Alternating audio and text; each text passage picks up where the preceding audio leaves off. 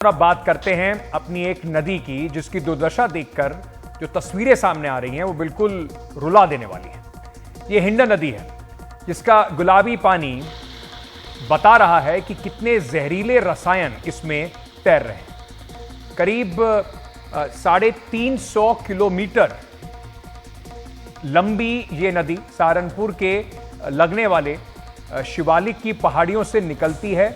इसमें मुख्य रूप से बारिश और जंगलों का पानी होता है। सहारनपुर से निकलकर मुजफ्फरनगर, मेरठ, गाजियाबाद और नोएडा होने के बाद यह नदी यमुना में जाकर मिल जाती है। इस नदी में इन इलाकों के करीब 6000 वर्ग किलोमीटर का पानी आता है, यानी इसका जो कैचमेंट एरिया है वो करीब 6000 वर्ग किलोमीटर का है, जो एक बड़ा इलाका है। एक जमाना था कि बारिश के पानी को लेकर बहने में ये नदी साफ सुथरी होती थी जिसमें लोग नहाया करते थे, लेकिन बीते 30 से 40 सालों में इस नदी की दुर्दशा जो है, जो गंदगी है उसमें अब अपने चरम पर दिखाई पड़ती है। इसका अंत होता दिखाई नहीं पड़ता। उस पर आप थोड़ी और बात करेंगे, लेकिन पहले आपको जरा ये तस्वीरें दिखाते हैं। हमारे सहयोगी रवीश रंजन शुक्ला की ये रिपोर्ट देखिए, नोएडा से उन्होंने रिपोर्ट की है। इस नदी की बदहाली की तस्वीरें दिखा रही हैं। यह हमारी ऐतिहासिक नदी की जहरीली गुलाबी तस्वीर है। यह है हिंडन नदी जिसका ये हाल गाजियाबाद और नोएडा पहुंचते पहुंचते हो गया है। हिंडन नदी के इसी गुलाबी पानी की वजह जानने के लिए हम पहुंचे नोएडा के बहलोलपुर गांव। इस गांव के एक नाले का ये रंगीन पानी अपना जहर हिंडन नदी में घोल रहा है। सोमवार को हिंडन नदी इसी जहरीले पानी की वजह से लाल दिखने लगी थी, लेकिन ऐसा नहीं है कि ये जहरीला पानी कभी कभार ही इस नदी में जाता हो। इस वीडियो को बनाने वाले सोनू यादव इसी गांव के रहने वाले हैं।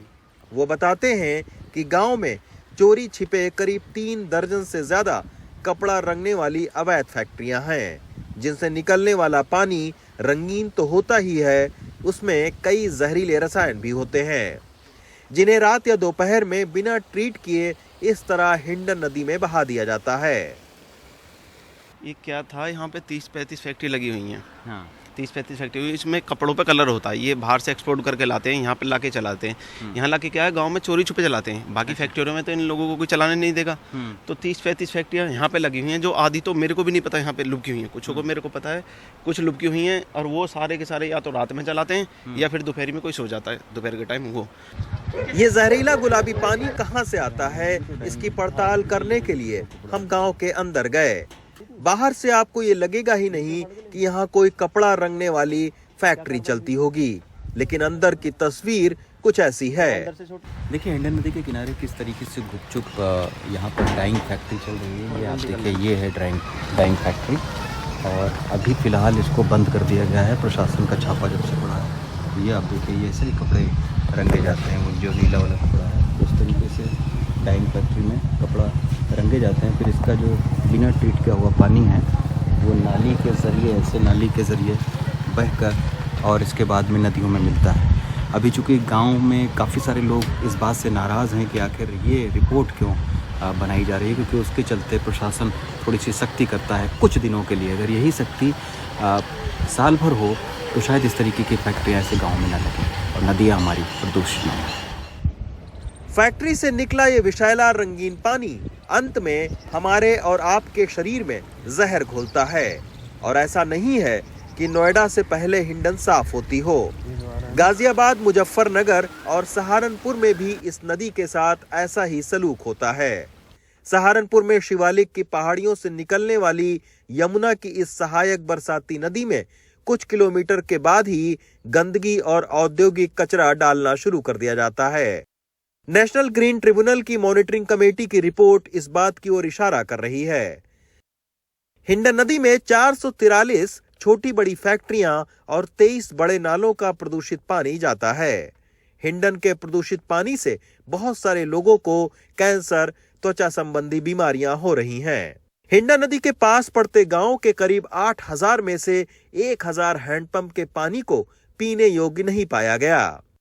हिंडन नदी के आसपास रहने वाले शहर, खास तौर से नोएडा, गाजियाबाद, दिल्ली, यहाँ के लोगों को भयंकर बीमारियाँ हो रही हैं। कई लोग एनजीटी में गए और उन्होंने पिटीशन फाइल किए। एनजीटी ने इन सभी आपत्तियों को, इन पिटीशंस को गंभीरता से लिया और कई पिटीशंस में ऑर्डर हुए, जैसे कि हिंडन नदी के साथ रहने वाले जो गांव हैं उनमें पीने का पानी उपलब्ध कराया जाए, क्योंकि वहाँ का पानी विषैला हो गया है।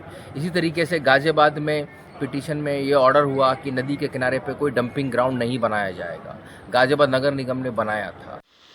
ये नदी भले आपके घर से दूर हो, लेकिन इसकी जो हालत है वो हमारी और आपकी आबो हवा से सीधे जुड़ती है। इसके पानी में सब्जियां धोई जाती हैं, इसका पानी खेतों में भी जाता है। ये पानी वो मवेशी भी पीते हैं जिनका दूध आपके हमारे घरों में आता होगा। तो खुद ही सोचिए, ये समस्या हम सबके कितने करीब है। हिंडन का ये हाल तो बस एक छोटी नदी का हाल है। बड़ी नदियों की हालत और भी बुरी है।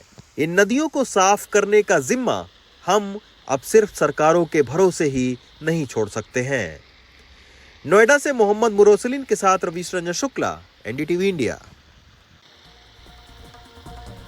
नदियों का कितना महत्व है हमारे धर्म में, हमारे कर्मकांड में, उसके बाद भी नदियों की जो हालत है उसको देखते हुए हमेशा लगता है कि सरकारें और हम लोग शायद सिर्फ बात जरूर करते हैं, कुछ जमीन पर बदलता नहीं है। कृष्णा नदी जो है वेस्टर्न पश्चिम उत्तर प्रदेश की, ये सभी नदियां का करीब करीब यही हाल है। सभी में पानी जहरीला हो चुका है। पर्यावरण, समाज और भूजल तक प्रदूषित हो गए हैं।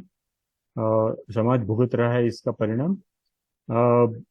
एक तो ऑब्वियस कारण है कि यहाँ बहुत सारी उद्योग जो यहाँ ऑपरेटिंग है, वहां पर वो जो पानी छोड़ते हैं बिना ट्रीट किए हुए वो नदी में सीधा छोड़ते हैं।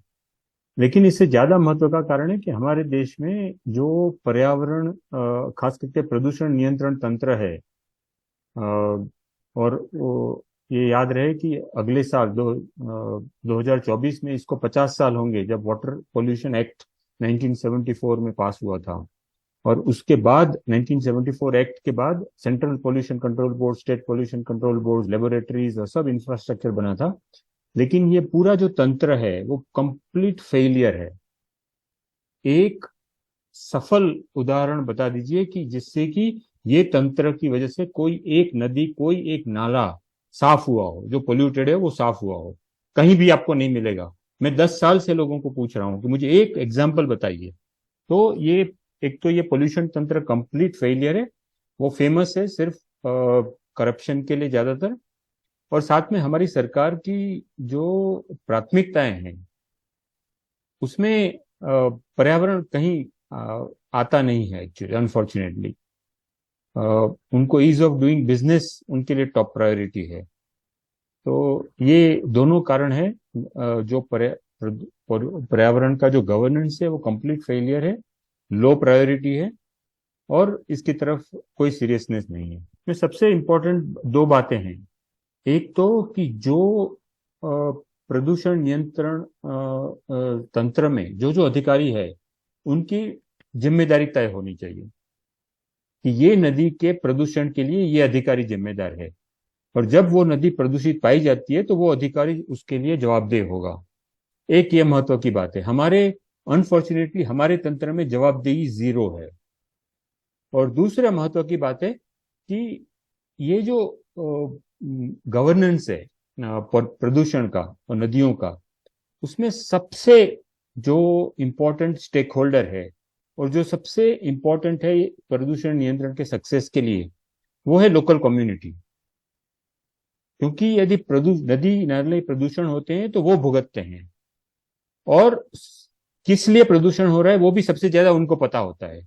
लेकिन इनका कोई रोल नहीं है गवर्नेंस में।